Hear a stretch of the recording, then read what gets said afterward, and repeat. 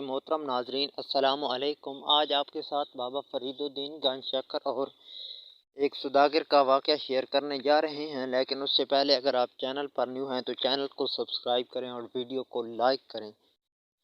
ایک سوداگر گاڑی پر شکر لاد کر ملتان سے دلی جا رہا تھا۔ جب جودھن پہنچا تو راستے میں حضرت شیخ کھڑے تھے۔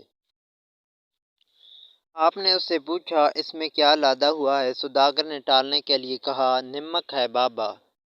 آپ نے فرمایا اچھا نمک ہی ہوگا۔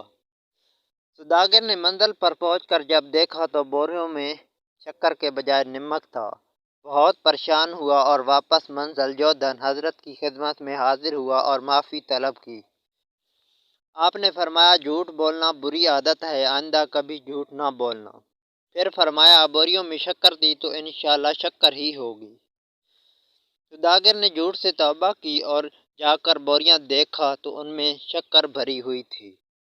ایک دفعہ بابا صاحب نے اپنے پیر و مرشد حضرت قطب الدین کے ارشاد کے مطابق 3 دن کا روزہ رکھا۔ تیسرے روزے کے وقت ایک شخص چند روٹیاں لایا۔ آپ نے غیبی مدد سمجھ کر ان سے افطار کر لیا، لیکن فوراً ہی متلی ہونے لگی اور کچھ کھایا تھا تو قے کے ذریعے نکل گیا۔ تھوڑی دیر بعد پیر و مرشد کی خدمت میں پہنچ کر یہ واقعہ عرض کیا۔ انہوں نے فرمایا وہ روٹیاں ایک شرابی جواری نے بھیجوائی تھیں۔ اللہ تعالیٰ کا شکر ہے کہ تیرے معدے نے انہیں قبول نہیں کیا۔